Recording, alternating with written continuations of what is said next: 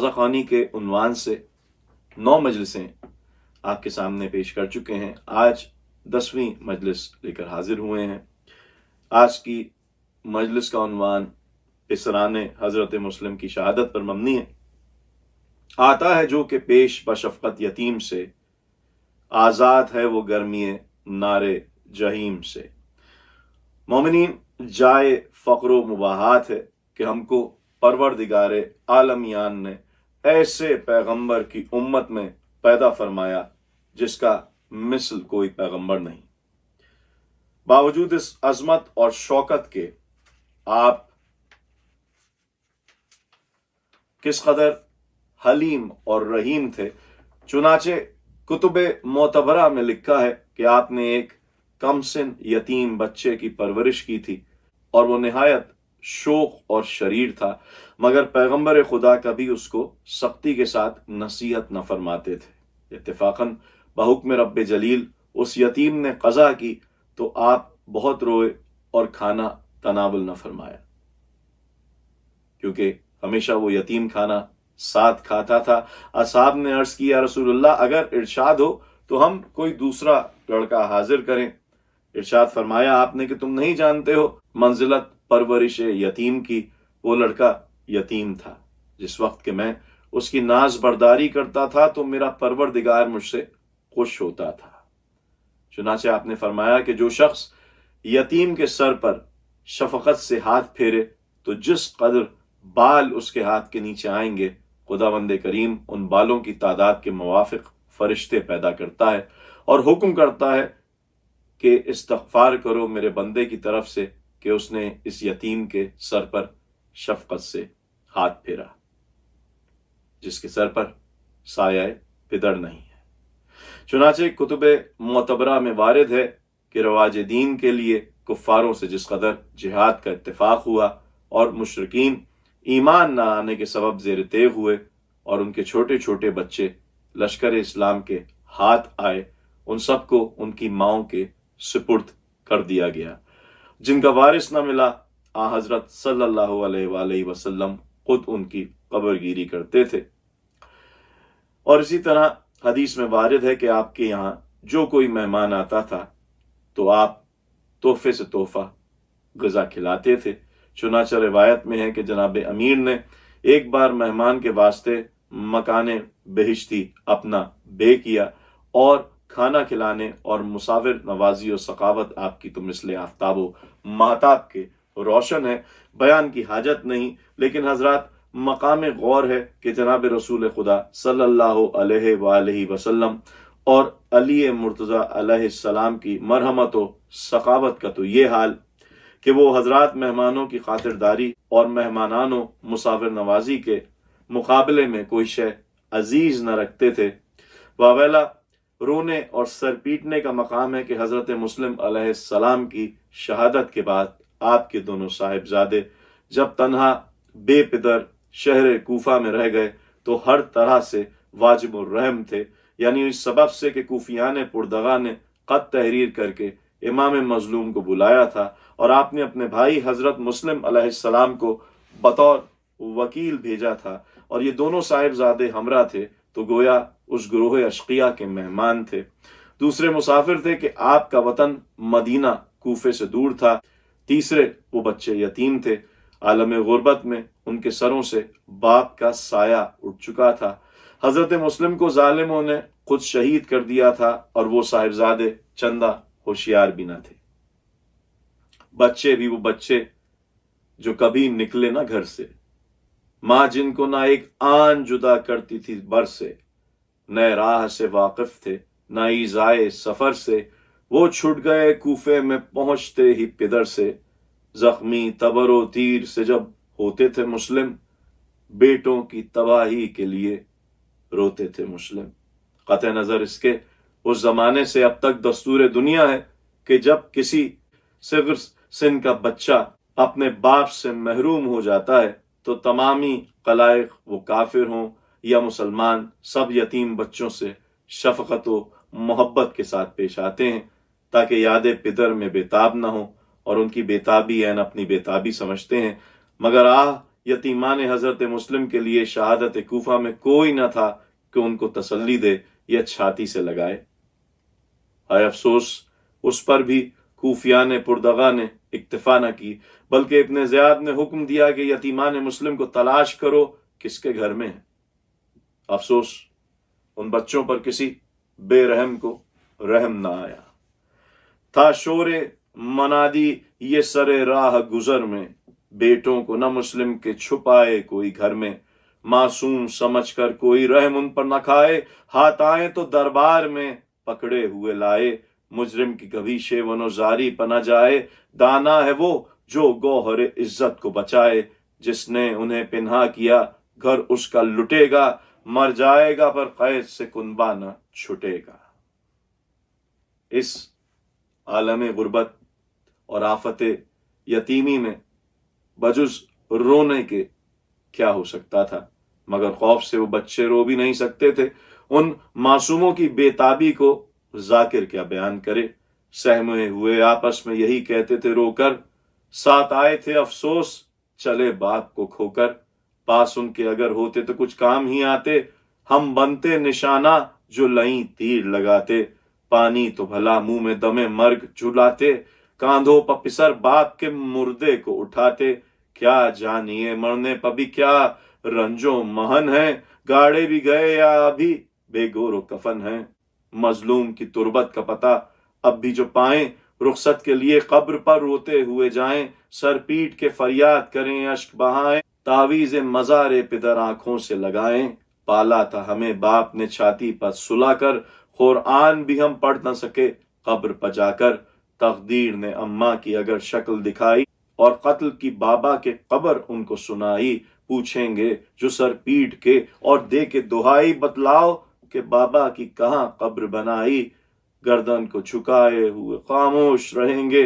तुरबत भी तो देखी नहीं क्या मुंह से कहेंगे, हम सा भी जमाने में न होगा कोई मजबूर, सेयुम भी करें बाप का इतना नहीं मकदूर, वारिद है वहां रहम का जिस जा नहीं मस्कूर, माँ दूर चचा दूर वतन दूर पिदर दूर, किससे कहें सिन छोटे हैं और रंज बड़े हैं, बाबा के तो मरने से तबाही में पड़े हैं, फिरती थी अजल साथ जहां जाते थे दोनों, पत्ता भी खड़कता था तो डर जाते थे दोनों, फिरते थे बहकते हुए दोनों जिगर अफगार, जो देख लिया उनको किसी शख्स ने एक बार, चिल्लाया कि बस आगे कदम रखियो न जिन्हार, जाते हो किधर भागे हम आते हैं खबरदार, सुनते ही इस आवाज के घबरा गए दोनों, सरताबा कदम बेस से थर्रा गए दोनों, भाई से कहा भाई ने अब क्या करें भाई, आधा हमें लेने नहीं आए अजल आई,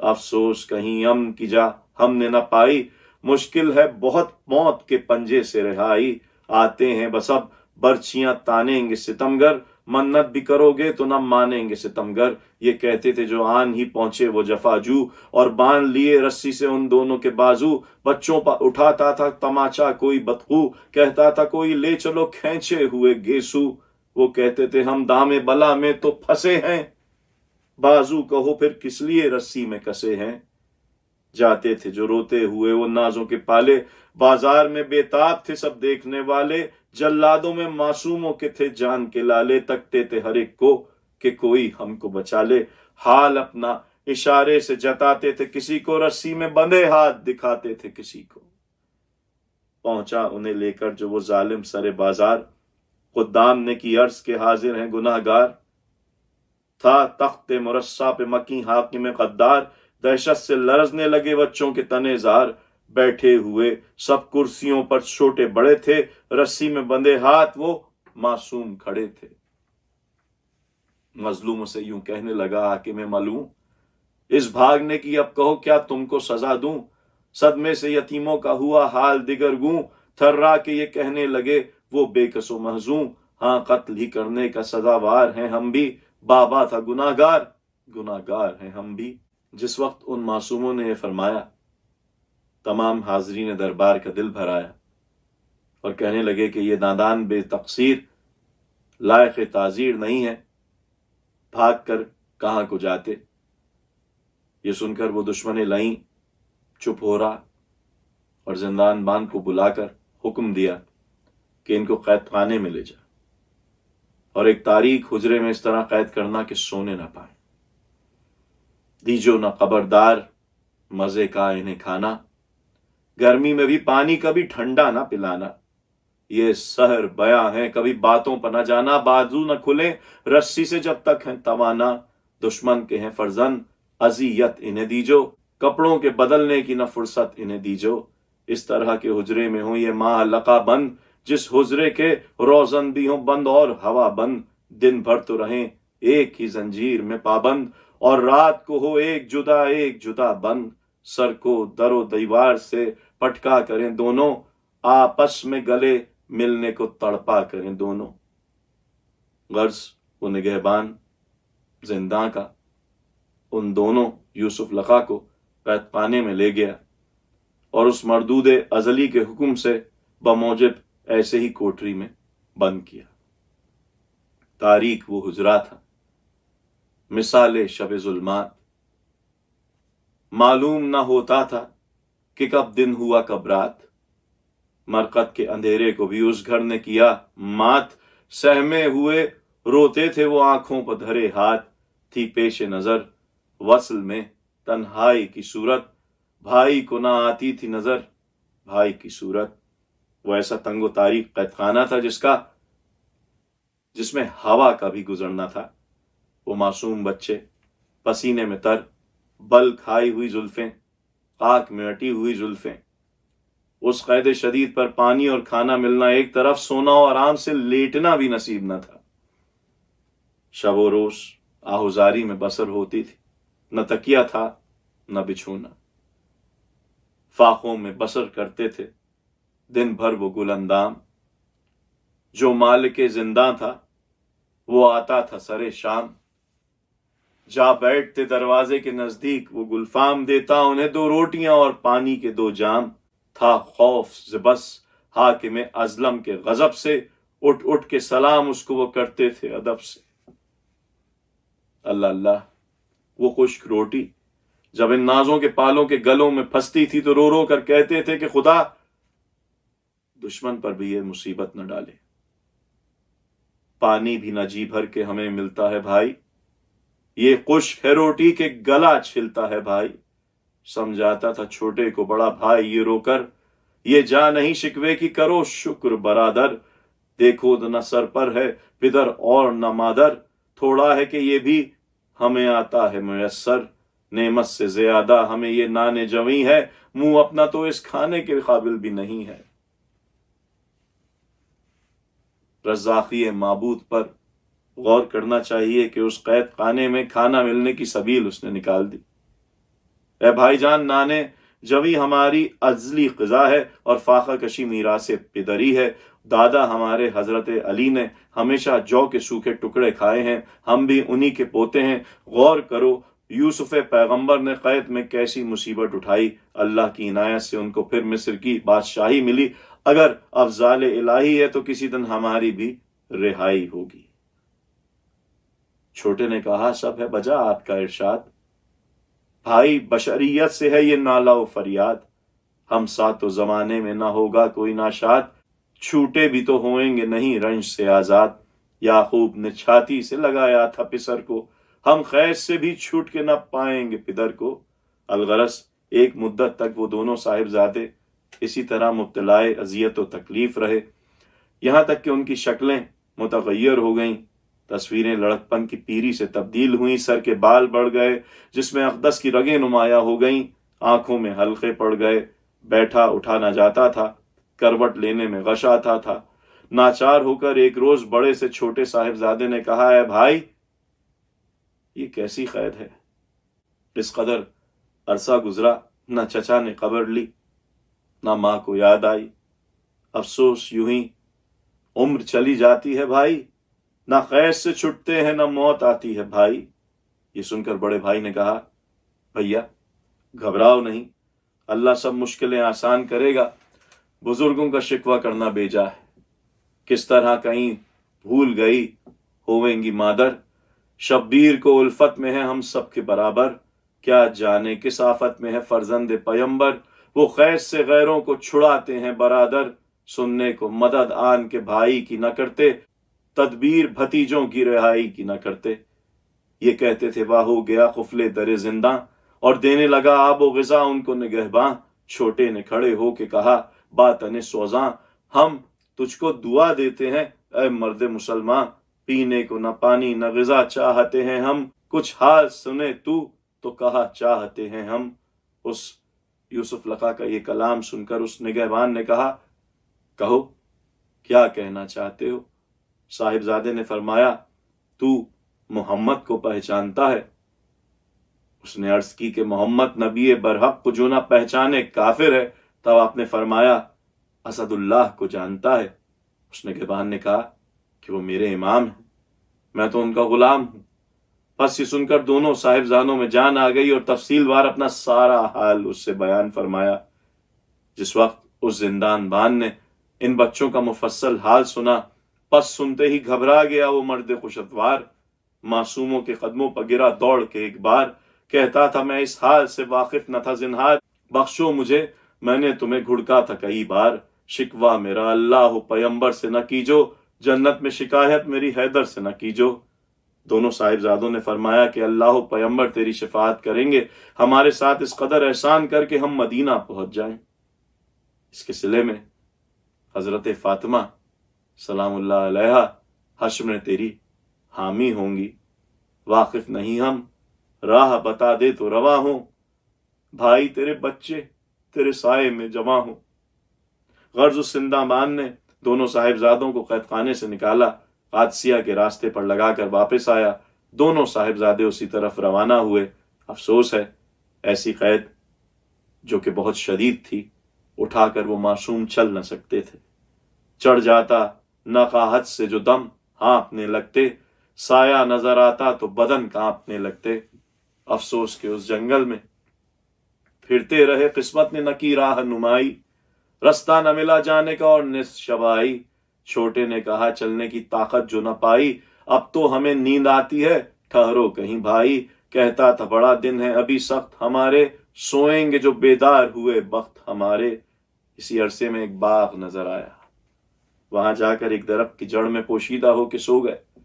اس درخت کے نیچے ایک چشمہ پانی کا تھا، وہاں پر ایک ضعیفہ پانی بھرنے آتی تھی۔ دونوں صاحبزادوں کو دیکھا تو ان کے قریب آئی، بیچارے مصیبت کے مارے کانپنے لگے۔ یہ حالت دیکھ کر اس ضعیفہ نے ان کو تسلی دی، دلاسا دیا اور شفقت سے ان کا حال پوچھا۔ ان معصوموں نے اپنا تمام حال بیان کیا اور فرمانے لگے رکھتے ہیں قرابت تو رسول عربی سے، مسلم کے پسر ہیں ہمیں کہیو نہ کسی سے۔ وہ بولی کہ آنکھوں پر تمہیں رکھوں میں دن رات، پر صاحب خانہ ہے بڑا فاسق و بدذات، حاکم کا تو وہ دوست ہے اور دشمن سادات، گر دیکھ لیا اس نے تو بننے کی نہیں بات، لونڈی ہوں میں زہرا کی تمہارا ہی یہ گھر ہے، ڈر ہے تو اسی ظالم و بے رحم کا ڈر ہے۔ یہ سن کر ان یتیموں کے قالب بیجان میں جان آ گئی، کہنے لگے کہ اے مومنہ ہم کو کسی حجرے میں چھپا دے، ہم کو تکیہ و بچھونا کچھ نہیں چاہیے۔ وہ ضعیفہ ان دونوں بچوں کے گرد پھرنے لگی، کہنے لگی کہ آپ کی خدمت گزاری سعادت کونین سمجھتی ہوں، پھر اپنے گھر میں لے آئی، مگر اپنے شوہر بذات کے خوف سے ترساں لرزاں تھی۔ الغرض وہ دونوں شہزادے مہماں ہوئے جا کر ستم ایجاد کے گھر میں، دونوں کو اجل لے گئی جلات کے گھر میں، کھانا بھی نہ کھایا نہ پیا دونوں نے پانی، اور سوئے باہم مسلم مظلوم کے جانی۔ وہ نیند نہ تھی موت کی گویا تھی نشانی، دروازے پر آ پہنچا ادھر ظلم کا بانی، چلایا ضعیفہ کو یہ زنجیر ہلا کر، کوسوں کا تھکا آیا ہوں در کھول دے آ کر۔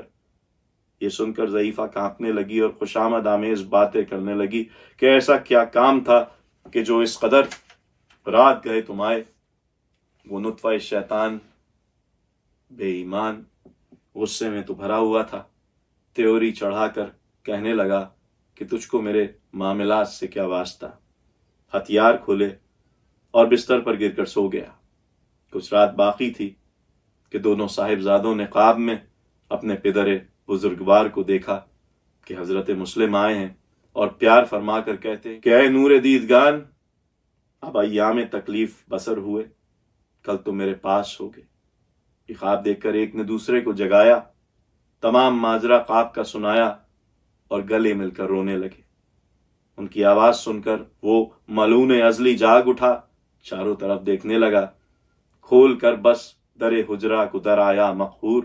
دیکھتا کیا ہے کہ ہے نور سے حجرہ معمور، اس میں دو یوسف کنا ہیں بحال رنجور، تانہ زن ماہ پہ ہے جن کا ازارے پر نور، دست افسوس ہر ایک مرتبہ وہ ملتے ہیں، داغ سینوں کے چراغوں کی طرح جلتے ہیں۔ پہلے تو حارث ملعون نے کہا صلی اللہ، پھر لگا کہنے کہ تم کون ہو اور نام ہے کیا؟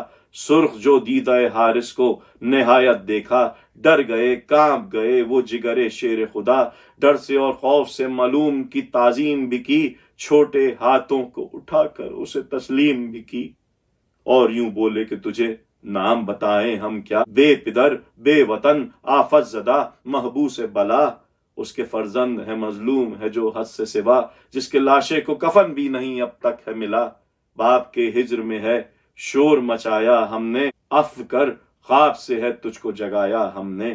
وہ لگا کہنے کے نام اپنا بتاؤ مجھ کو، بولے معصوم کے مسلم کے پسر ہیں ہم تو۔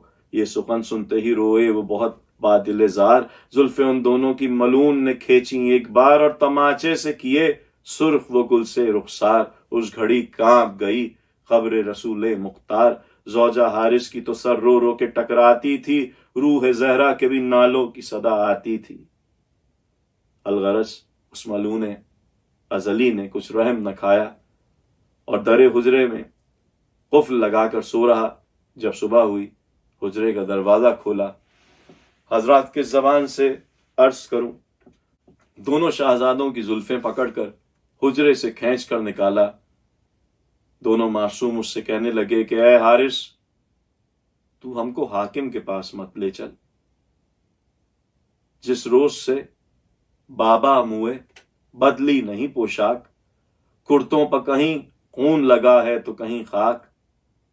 وہ شقی ازلی کب فریاد یتیمی سنتا تھا، الجھی ہوئی زلفوں کو لہیں کھینچ رہا تھا، دریا پہ پے قتل انہیں لے کے چلا تھا، جلات کے بس میں جو پڑے ہائے وہ ناداں، ایک ہاتھ میں مظلوموں کی تھی زلف پریشان، ایک ہاتھ میں تھے چھوٹے سے کرتوں کے گرے باں، بچے ہی تو تھے ڈر کے نکل آتے تھے دنداں، گرتے ہیں تڑپ کر یہ نہیں چھوٹتے ہیں بال، کرتے کبھی پھٹتے ہیں کبھی ٹوٹتے ہیں بال، بیچاروں کے تن کانپتے ہیں دل ہیں دہلتے، کانٹوں میں لگے پاؤں میں گر کر ہیں مچلتے، حارث جو ڈراتا ہے تو پھر جلد ہیں چلتے، اب آنسو کے جا ٹکڑے جگر کے ہیں نکلتے، گر گر پڑے ہیں چھوٹے سے امامے بھی سر سے، مظلوم اٹھاتے نہیں ملعون کے ڈر سے، چھوٹے کو بڑا بھائی ہے بڑھ بڑھ کے بچاتا، ہر بار ہے مصحف کی طرح بیچ میں آتا، رو دیتا ہے کچھ کہنے کا موقع نہیں پاتا، بے ساختہ بس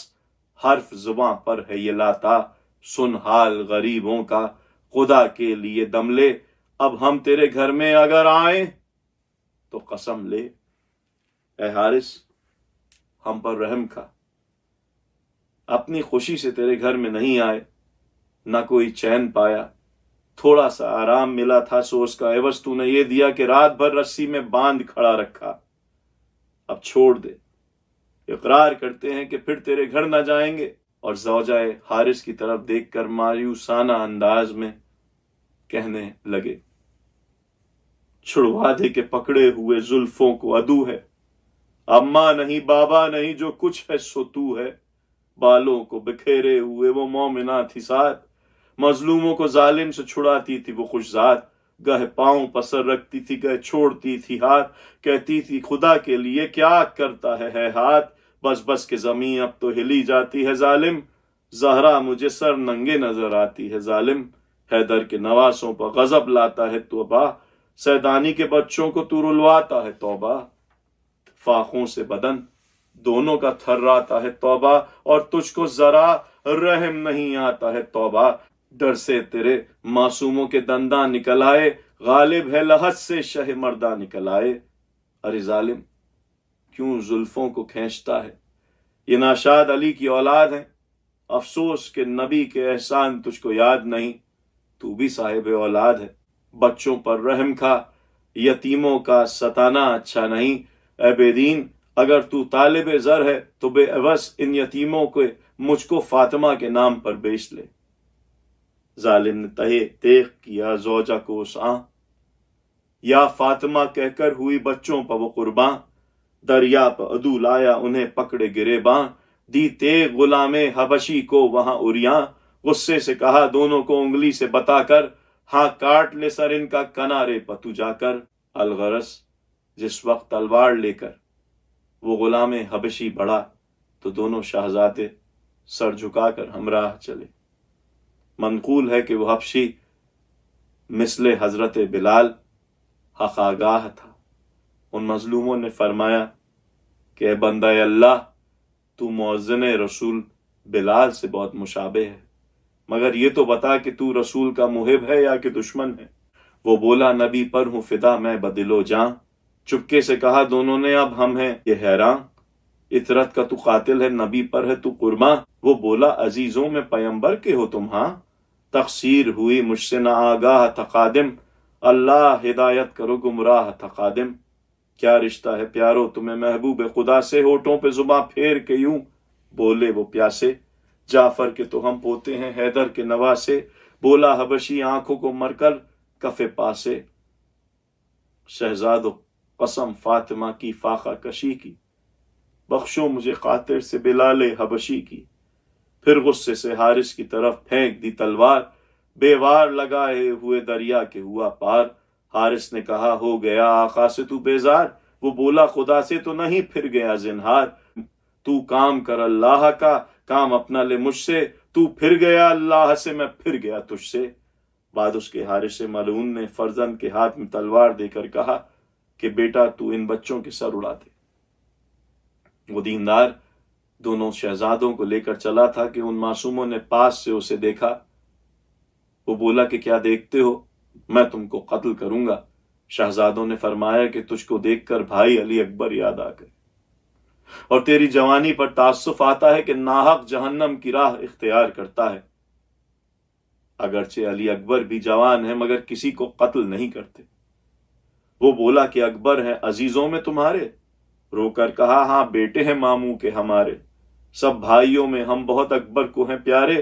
کیا دخل حضور ان کے جو ماں بھی ہمیں مارے، ہم گھٹنیوں عباس کے سینے پہ چلے ہیں اور زینب و کلثوم کی گودی میں پلے ہیں۔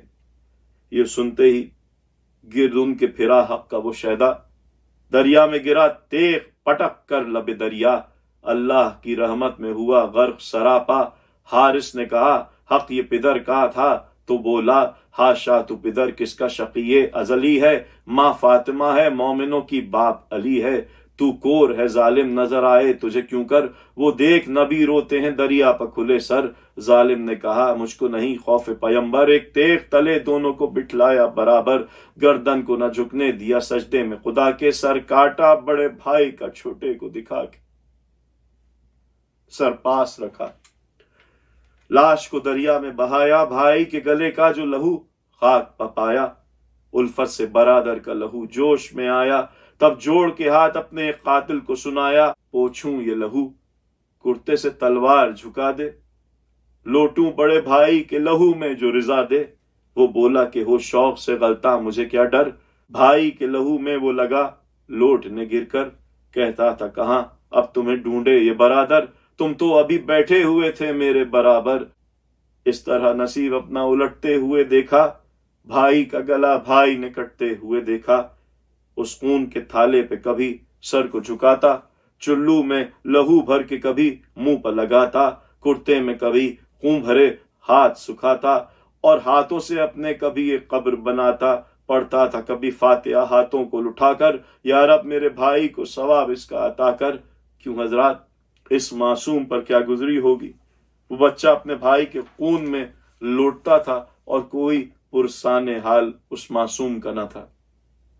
حارث ملعون شمشیر برہنہ لیے کھڑا تھا، افسوس صد افسوس کہ زبان سے اس معصوم مسافر کا حال عرض کروں۔ ناگا غضب و طیش سے حارث ہی پکارا، बस लौट चुके उठो के सर काटूं तुम्हारा। उठ बैठा कहा अच्छा गला काट हमारा, सर काट के दरिया में जो तन डाला कजारा। आवाज ये आई हुए सब पूरे इरादे, ऐ नहर मुझे भाई के लाशे से मिला दे। रिवायत में वारिद है कि बड़े भाई मोहम्मद का लाशा छोटे भाई इब्राहिम का मुंतजिर था। जो ही उसका जिस्म नाज़मी बड़े भाई से मिला, सीने पे रखा सीना, जिगर रखा जिगर पर, और हाथ उठे उनके सुए किबला बराबर।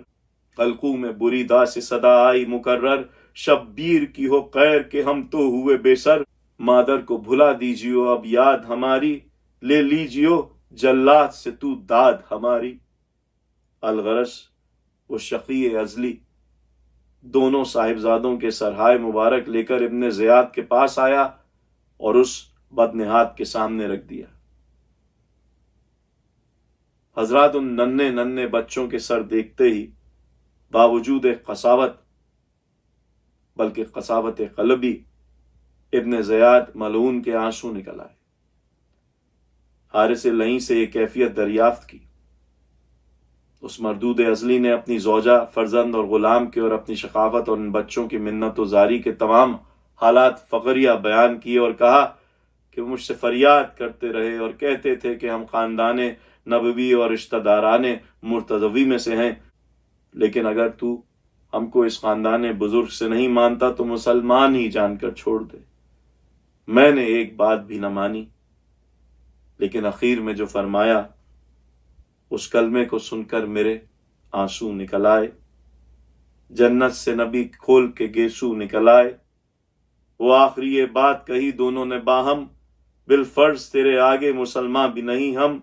बचपन पर हमारे नजरे रहम कर इस दम, एक अम्मा का दम रखते हैं बाबा हुए बेदम। गुर्बत पर सगीरी पर यतीमी पर नजर कर, परदेसियों को छोड़ दे अल्लाह से डर कर।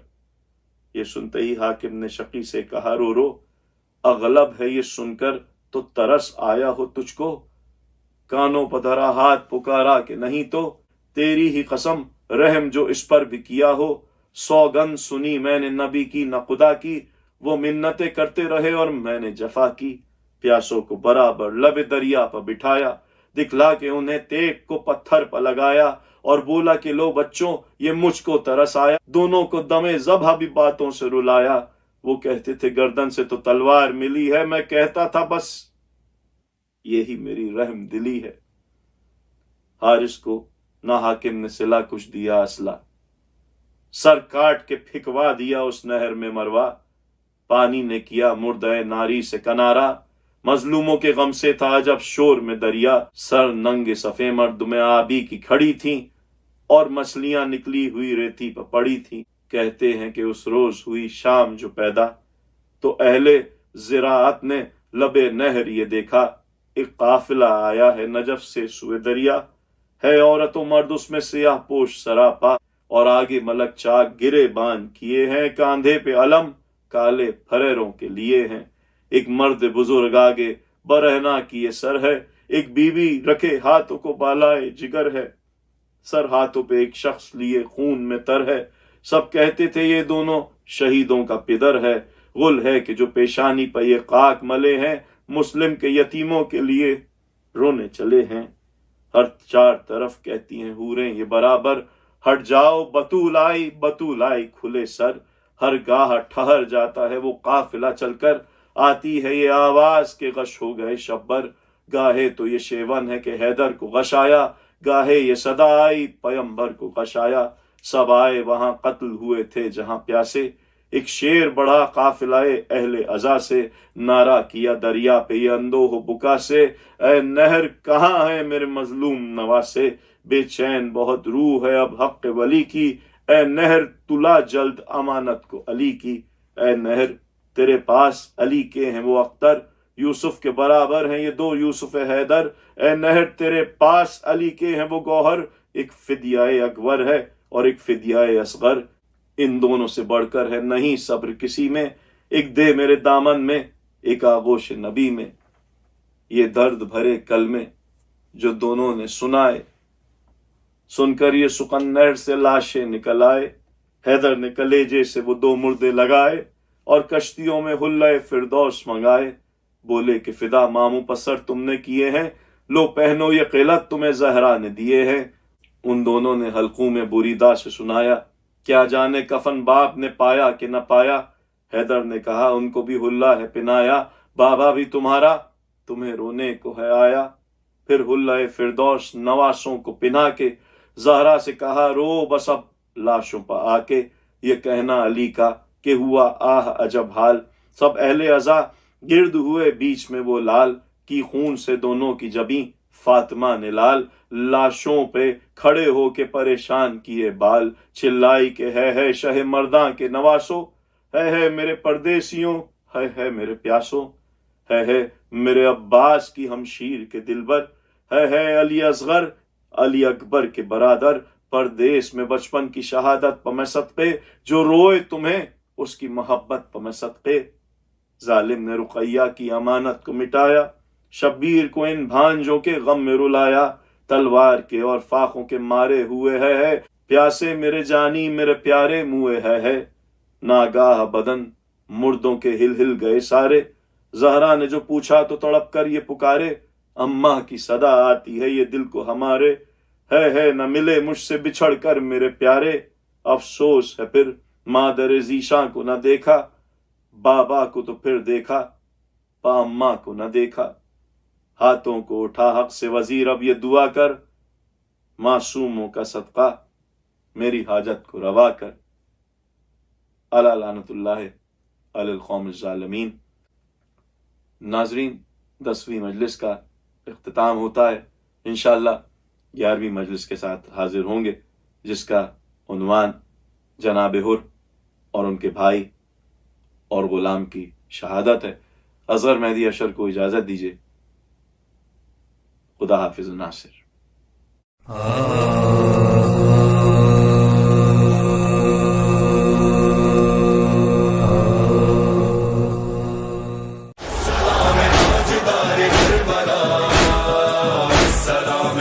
شاہ کربلا